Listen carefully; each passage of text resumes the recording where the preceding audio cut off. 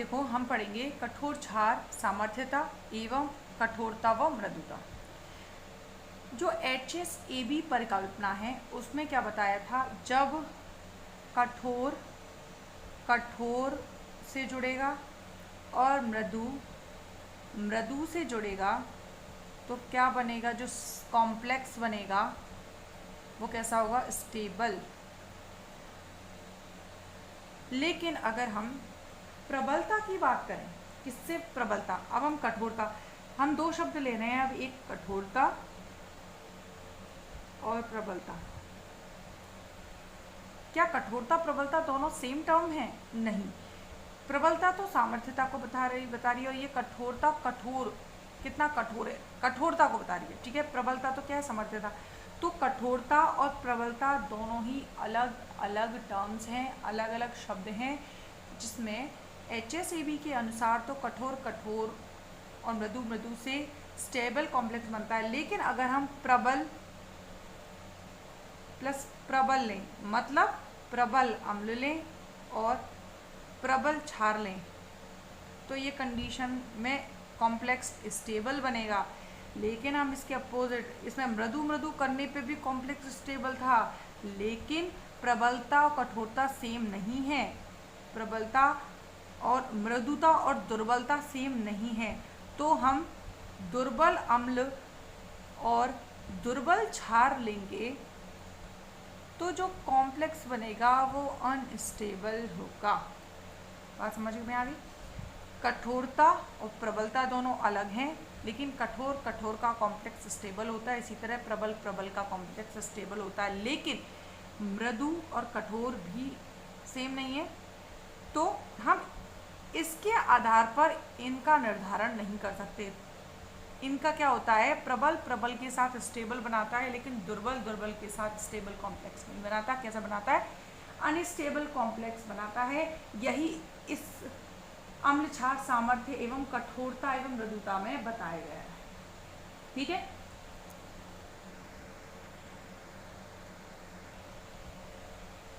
इसमें हमें ये कैसे निर्धारण, किसी अगर निर्धारण करना है कि ये कठोर है या मृदु है, तो इस बात का निर्धारण करते हैं कि बॉन्डिंग कितनी अच्छी हो रही है। अगर बॉन्डिंग अच्छी है, प्रतिबंधन अच्छा है, तो इसका मतलब है कठोर कठोर की अभिक्रिया है। बॉन्डिंग अच्छी होगी तो स्टेबल कंपाउंड बनेगा, मतलब है या तो कठोर कठोर या फिर मृदु मृदु है। तो इसके लिए एक क्षार B कठोर लेते हैं और या मृदु लेते हैं, मतलब एक B लिया है जो कि क्या है, क्षार है। अब हमें नहीं पता ये मृदु है या फिर कठोर है, हमें नहीं पता है इसके बारे में। तो हम क्या करेंगे, इसकी जानकारी के लिए हम क्या करेंगे, एक अभिक्रिया के साम्यावस्था स्थिरांक का मान निकालेंगे, और ये इसी बात पर निर्भर करता है किस पर, साम्यावस्था स्थिरांक पे, कि वो मृदु होगा कि कठोर होगा। कैसे, जैसे हमने एक अभिक्रिया ली, हमने लिया C3Hg+, ठीक है, ये A+ है, मतलब इलेक्ट्रॉन लेगा, ये अम्ल की तरह व्यवहार करेगा।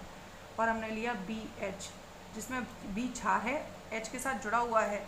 अब ये B क्षार क्या करेगा, अब हमें पहले इसको क्षार के रूप में लेना है, मतलब क्या है, B पे माइनस आना चाहिए। तो क्या होगा, आगे देखो, ये B-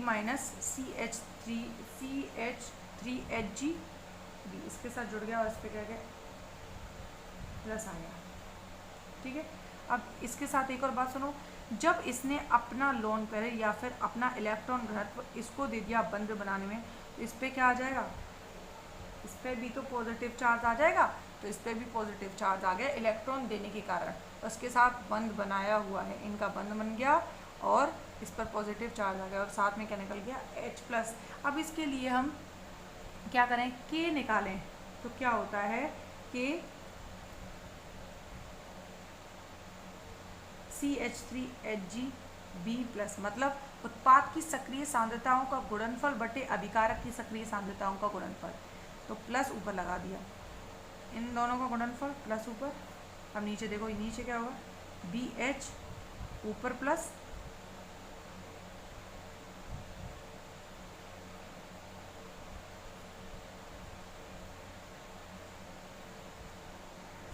और यहाँ पे जब हमने इस बी को, इसको इलेक्ट्रॉन देते हुए बंद जब बना इस पर प्लस, तो इस पर भी क्या आना चाहिए, प्लस आना चाहिए, ठीक है ना, इसीलिए इस पर प्लस है। अब देखो हमने के की वैल्यू निकाल दी। अब इसके बाद हम क्या करेंगे, साम्यावस्था की कंडीशन के लिए क्या होगा, देखो बी एच प्लस,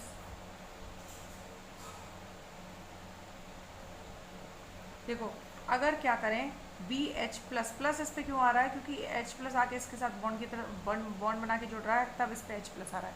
तो क्या होगा, हम दोनों को अलग अलग कर दें तो ये अपना एच प्लस लेके अलग हो जाएगा। अब क्या आ गया बी, अब ये बी क्या हो गया, क्षार के रूप में आ गया, ठीक है।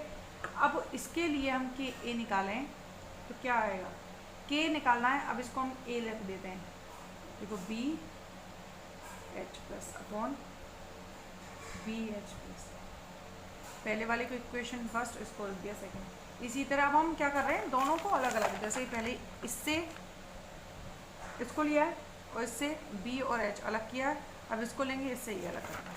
देखो क्या था, CH3HG, अब इसमें क्या हो रहा था, अभिक्रिया के दौरान इस Hg प्लस से क्या आके जुड़ रहा था, बी आके जुड़ रहा था, तो क्या आएगा CH3HG, अब क्या आ गया बी, सी आ गया ना। अब देखो आप इसके लिए के ए ऊपर था, अब ये के एस, तो अब लिखो CH3HG बी ऊपर प्लस अपॉन CH3HG ऊपर प्लस, और ये आ गया बी, इक्वेशन 3। अब देखो समीकरण 1 इक्वेशन 1, 2 एंड 3 से, 1, 2 एंड 3 से, अब देखो क्या होगा, जो के होगा यहाँ पे था के, तो क्या ये के ए व के एस के गुणनफल के बराबर नहीं है। देखो अगर हम इन दोनों का गुणनफल कर दें तो गुणनफल करने पर क्या होगा,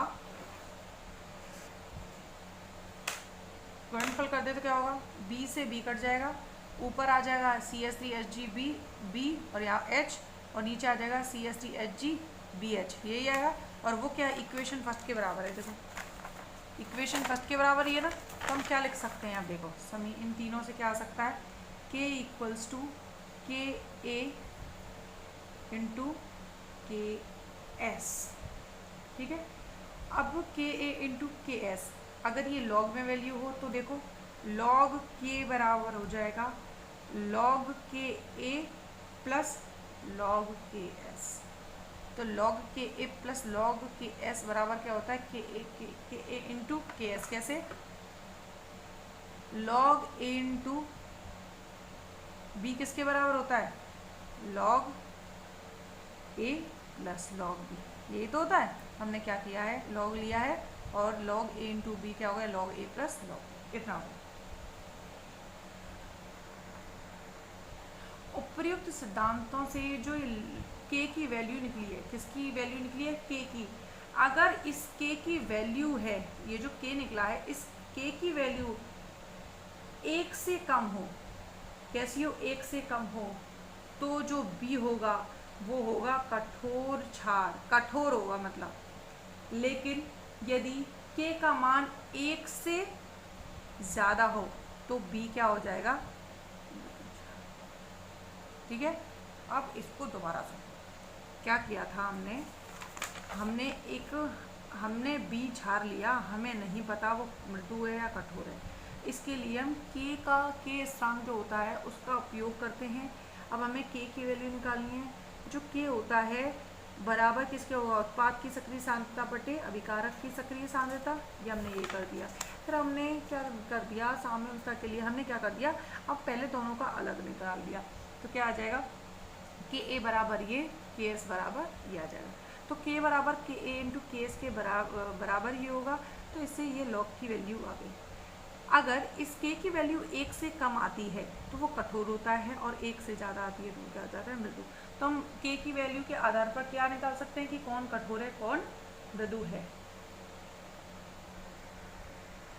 इसके अलावा हम के ए की बात करें, के एस, चलो पहले के एस की, के एस क्या बताता है कि CH3HG B Hd+ और B से CH3HgB+ का निर्माण कैसे हुआ, जबकि Ka क्या बताता है, BH+ से B और H+ कैसे कैसे अलग हुए, ये बताता है।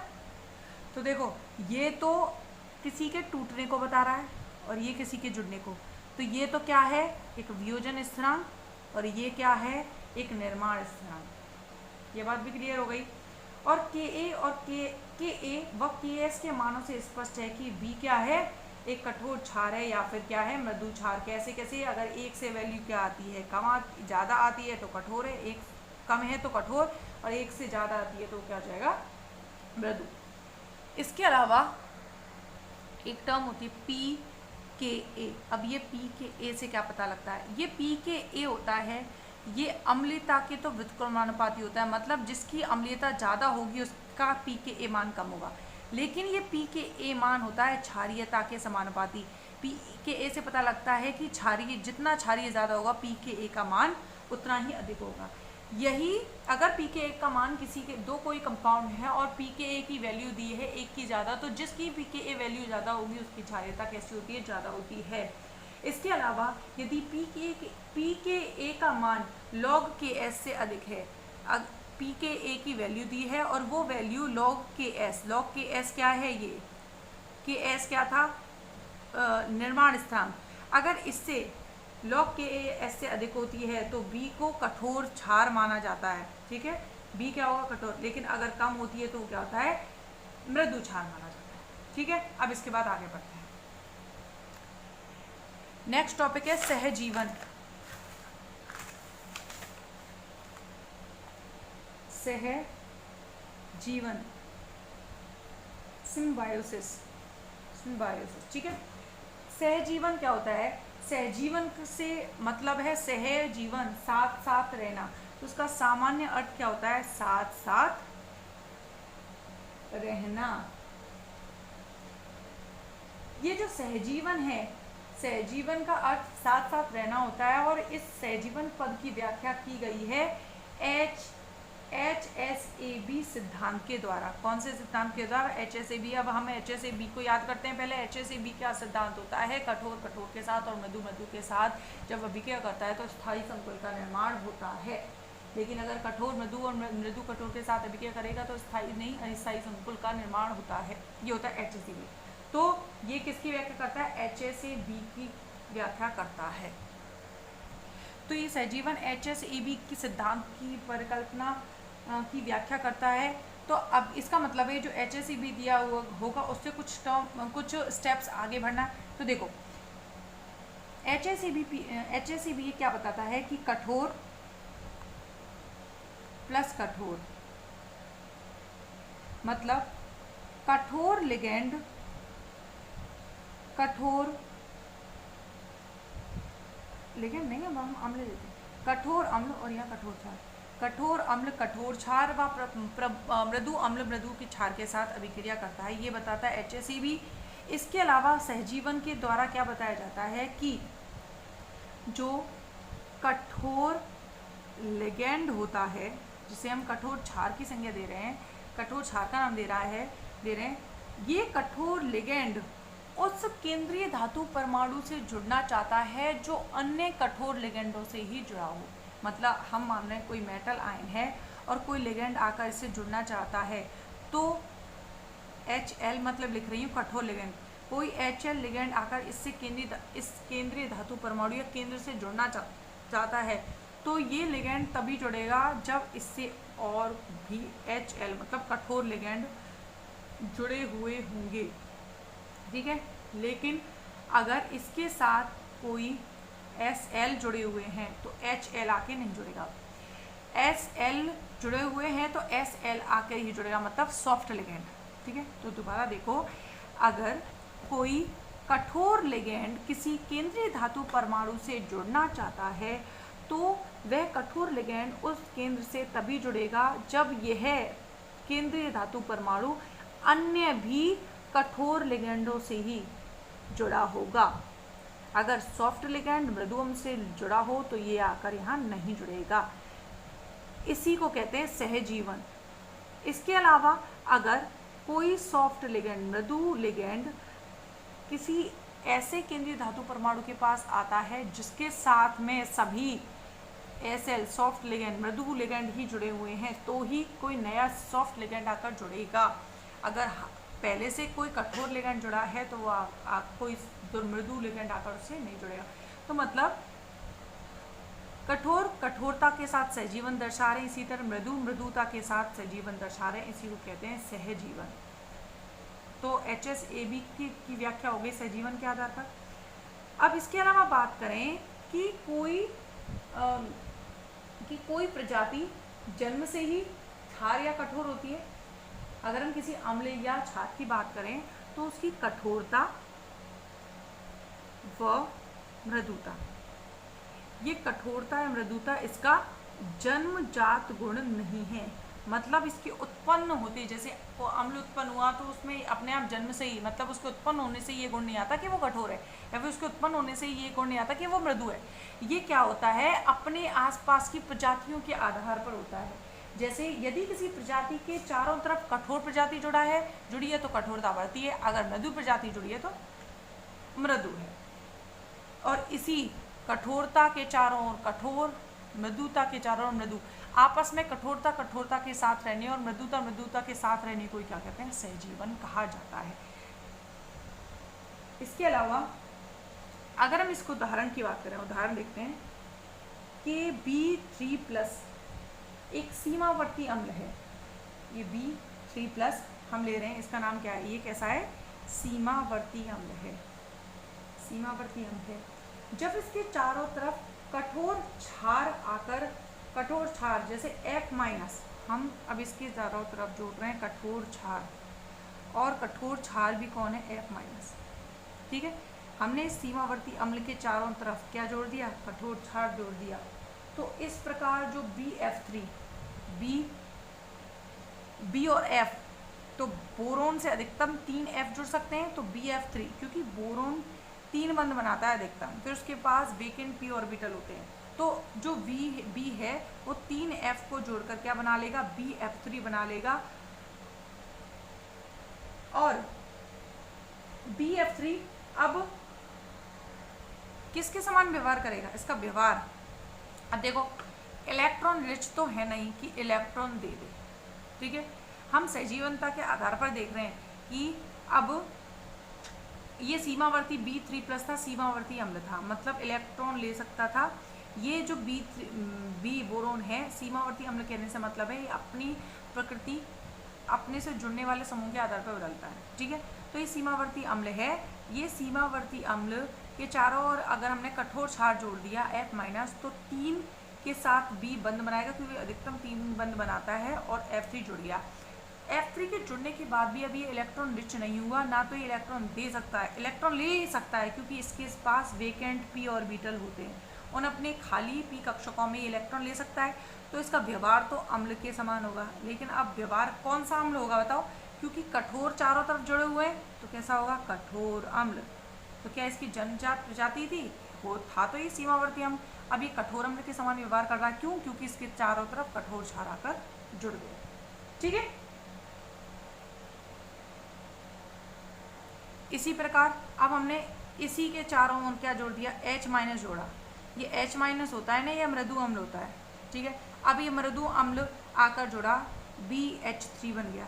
अब ये BH3, इस पे वेकेंट p ऑर्बिटल है, मतलब ये इलेक्ट्रॉन लेगा, तो मतलब ये अम्ल तो है, लेकिन अब अम्ल कौन सा है, मृदु अम्ल है।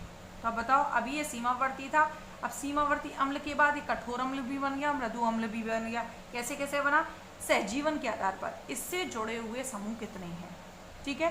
ये बात समझ में आ गई होगी कि सहजीवन क्या है, और ये सहजीवन ही कारण होता है कि ये कठोर अम्ल होता है, और BF3 कठोर अम्ल और BH3 मृदु अम्ल होता है।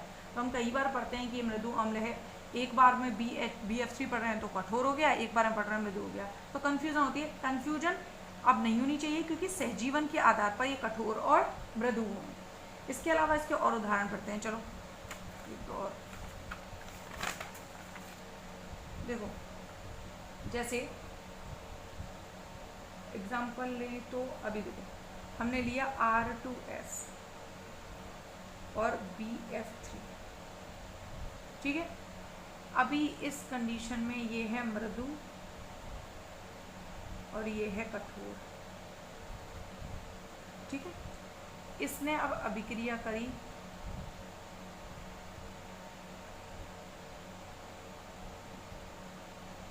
R2O से, ये होता है कठोर। ठीक है, अब मुझे बताओ ये किसके साथ, इसके साथ जुड़ेगा या इसके साथ? कठोर कठोर से ही रिएक्ट होगा, तो क्या बनेगा इसमें उत्पाद? R2O से क्या जुड़ेगा? BF3। तो अब क्या हो गया? कठोर व कठोर। अगर यहाँ मृदु जोड़ते तो अनस्टेबल, क्या निकल गया? R2O। तो सिर्फ ये बताया कि कठोर कठोर के साथ जुड़ रहा है। इसके अलावा देखो, हमने R2O लिया और BH3 लिया, तो ये क्या है? मृदु, और ये है अब कठोर, ये तो है। अब हमने इसके साथ जोड़ा R2S, जो कि कैसा है? मृदु। तब कौन से समूह को लेके जाएगा? इस वाले को। तो R2S BH3, अब दोनों कैसे हो गए? मृदु मृदु और कठोर। तो सिर्फ ये बताना है कि कठोर कठोर और मृदु मृदु के साथ अभिक्रिया करके स्थायी कॉम्प्लेक्स का निर्माण करता है। इसी तरह से अब BF3 में F- जोड़ें तो BF4- बनेगा, क्योंकि F- इलेक्ट्रॉन दे देगा वेकेंट p ऑर्बिटल में। अब BF4- उसको रहने देते हैं। अब देख लेते हैं, CH3F है प्लस CF3H है। तो देखो CH3 तो क्या हो गया? मृदु है, ये है कठोर। इन दोनों में देखो, इन दोनों में ये कठोर है और ये मृदु है। तो अब देखो, जब दोनों अलग अलग है ना, तो ये अनस्टेबल है, टूटेंगे, आगे क्रिया करेंगे।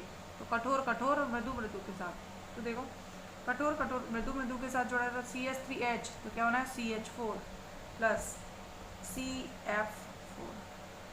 ठीक है, तो जो कठोर मृदु के साथ अगर जुड़ा भी हुआ है तो वो अनस्टेबल है, वो बहुत इजीली टूट जाएगा। इसके बाद नेक्स्ट है, ये सहजीवन कंप्लीट हो गया। नेक्स्ट, कठोर मृदु अम्ल क्षार सिद्धांत। कठोर मृदु अम्ल क्षार, कठोर मृदु भी कौन है? अम्ल क्षार सिद्धांत।